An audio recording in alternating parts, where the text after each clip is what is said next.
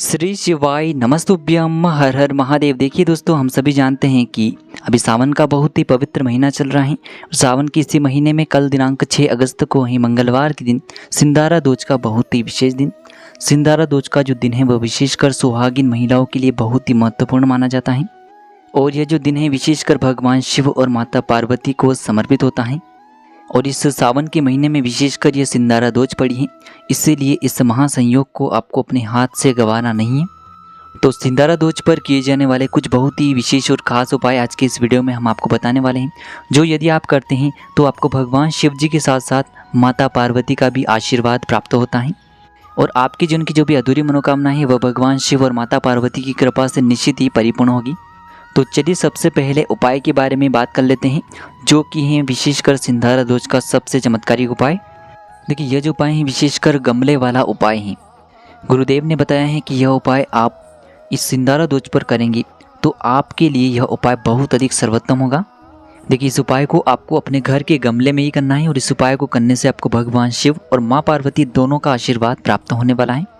तो देखिए, इस उपाय को करने के लिए आपके घर में जिस भी प्रकार का गमला लगा हुआ हो, केवल उस गमले में ध्यान रखें तुलसी जी का पौधा न लगा हुआ हो, इस बात का आपको ध्यान रखना है। और आपके घर में जो भी गमला लगा हुआ हो, चाहे इसमें गेंदे का फूल लगा हुआ हो, चाहे उसमें शमी का पौधा लगा हुआ हो या फिर उसमें गुलाब का पौधा लगा हुआ हो, किसी भी प्रकार का गमले में पौधा लगा हुआ हो, तो उस गमले की जो मिट्टी है उस गमले की मिट्टी से आपको एक छोटे से पार्थिव शिवलिंग का निर्माण करना है। सामने आपको स्क्रीन पर दिखाया जा रहा है, आपको गमले में ही मिट्टी से पार्थिव शिवलिंग का निर्माण कर देना है। अब देखिए, पार्थिव शिवलिंग का निर्माण करने के बाद आपको इसी पार्थिव शिवलिंग की पूजा अर्चना करनी है। यानी कि जिस प्रकार से आप भगवान शिव के मंदिर में जाकर के भगवान शिव की पूजा आराधना करते हैं, यानी कि आप उन पर सबसे पहले जाकर के जल चढ़ाते हो, फिर उसके बाद अबीर गुलाल चंदन जो भी आप चढ़ाते हैं, बेलपत्र फूल वगैरह चढ़ाते हैं।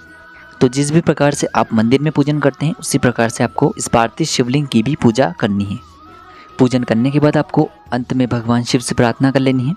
देखिए, पूजन करने के बाद आपको 15 से 20 मिनट के बाद आपको अलग से थोड़ा सा जल लेना है और उसी जल से आपको इसी पार्थिव शिवलिंग का विसर्जन भी गमले के अंदर ही कर देना है। यानी कि गमले की मिट्टी से ही पार्थिव शिवलिंग का निर्माण करना है और गमले की मिट्टी में ही आपको इस पार्थिव शिवलिंग का विसर्जन कर देना है। अंत में आपको अपनी मनोकामना को अवश्य ही बोल देना है। माता पार्वती और भगवान शिव की कृपा से निश्चित ही आपकी वह मनोकामना इस सिंदारा दोज पर अवश्य ही परिपूर्ण होगी। तो दोस्तों, यह जो उपाय है आप इस सिंदारा दोज के दिन प्रातःकाल में सुबह सुबह या फिर शाम को सूर्यास्त से पहले कर सकते हैं।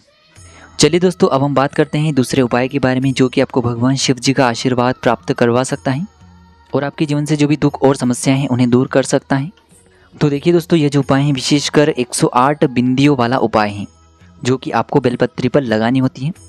दोस्तों, इस उपाय को आप अपनी किसी भी प्रकार की बड़ी से बड़ी मनोकामना को परिपूर्ण करने के लिए कर सकते हैं और सिंदारा दोज की इस महासंयोग में आप ये उपाय करते हैं तो आपकी मनोकामना निश्चित ही महादेव की कृपा से परिपूर्ण होती है। तो देखिए, इस उपाय को करने के लिए आपको एक प्यारी सी और सुंदर सी बेलपत्र लेनी होगी और इसी के साथ में आपको थोड़ा सा पीला चंदन लेना है। इसी के साथ में आपको 1 लोटा शुद्ध जल भी लेना है तांबे के पात्र के अंदर। तो देखिए दोस्तों, सबसे पहले तो आपको इन सभी सामग्रियों को लेकर के पहुंचना है भगवान शिव के मंदिर में। मंदिर पहुंचने के बाद आपके पास जो जल का पात्र है उसमें तो थोड़ा सा जल तो आपको जो आप चंदन लेकर के आए उसमें डाल करके इससे गीला कर लेना है और जो जल का पात्र है इसे आपको भगवान शिव की शिवलिंग पर समर्पित कर देना है। अब देखिए, आपको एक कार्य करना है। बेलपत्र में जो पीछे की डंडी होती है उससे आपको तोड़ना है और इस डंडी को आपको जो आप चंदन लेकर के आए थे, जिसका आपने लेपन तैयार किया हुआ है, उस चंदन के अंदर आपको इस डंडी को डुबोना है और इसकी बिंदी आपको बेलपत्र पर लगानी है। यानी कि आप जो चंदन लेकर के आए थे उस चंदन में आपको बेलपत्र की अंतिम डंडी को तोड़ना है, उस डंडी को चंदन के अंदर डुबो करके बिंदी लगानी है। इस प्रकार से आपको बेलपत्री पर पूरी ही यानी कि तीनों ही पत्तियों पर मिला करके चंदन की 108 बिंदियाँ लगानी है।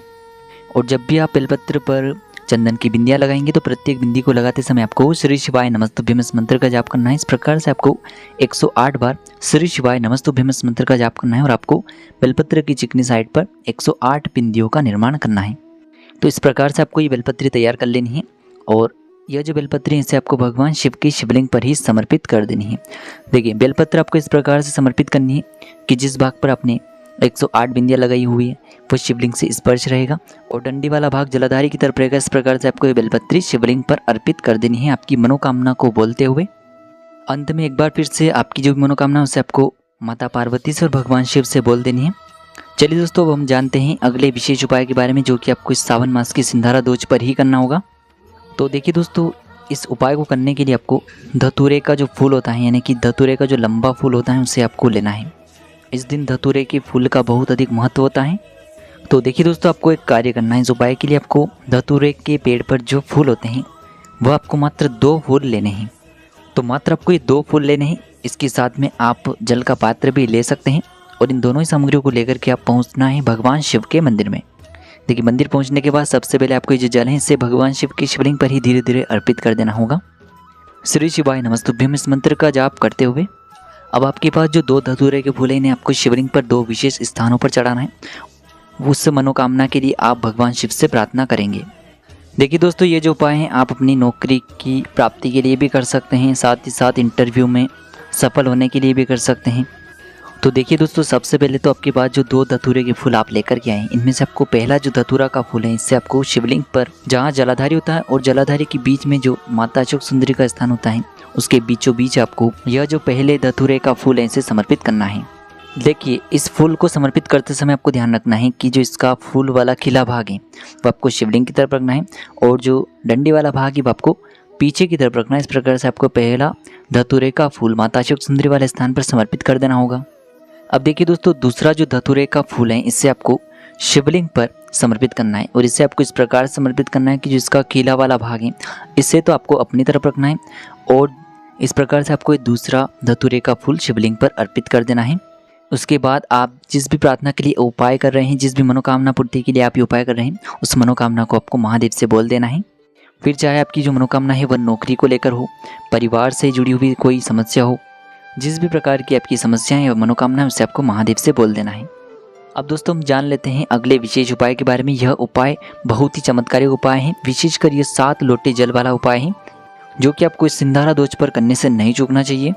और यह उपाय आपको तभी करना चाहिए जब आपके जीवन में बहुत अधिक विषम परिस्थिति बन चुकी हो, यानी कि आपने सारे उपाय सारे व्रत करके देख लिए हैं, आपकी कोई भी मनोकामना परिपूर्ण नहीं हो पाई है, आपके ऊपर चारों ओर से संकट मंडरा रहे हैं, यानी कि संकटों का पहाड़ आपके ऊपर टूट चुका है।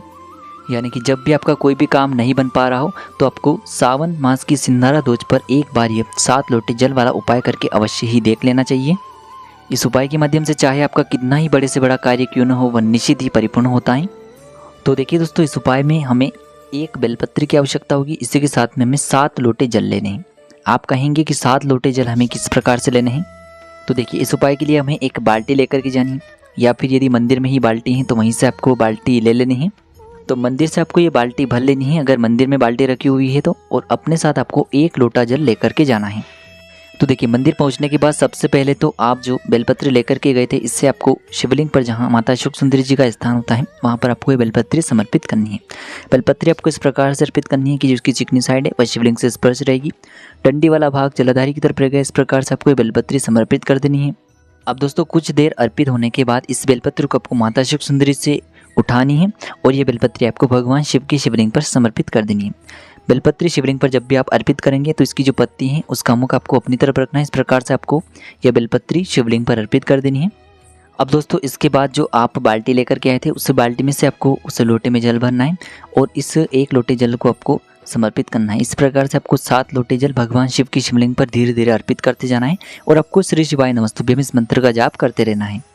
7 लोटे जल अर्पित करने के बाद आपको ये जो बेलपत्री है इससे महादेव की शिवलिंग से प्रार्थना करके उठा लेनी है और यह जो बेलपत्री है इसे आपको अपने घर लेकर के आ जाना है। अब देखिए, ये जो बेलपत्री आप अपने घर लेकर के आए हैं इसे आपको अपने घर के मंदिर में या फिर कहीं भी संभाल करके रख देनी और यह बेलपत्री आपको 11 दिन या फिर 21 दिन अपने घर पर रखनी है। इसके बाद आपको इस बेलपत्री का विसर्जन कर देना है, यानी कि आपको ये जो बेलपत्री है इससे किसी भी बहते हुए जल में या फिर नदी में प्रवाहित कर देनी है। जब भी आप इस बेलपत्री को विसर्जित करेंगे तब आपकी वह जो विशेष मनोकामना है उससे आपको महादेव से एक बार परिपूर्ण करने की प्रार्थना अवश्य कर लेनी है। तो इस प्रकार से आप सिंधारा दोष पर यह उपाय भी कर सकते हैं। श्री शिवाय नमस्तुभ्यम। हर हर महादेव।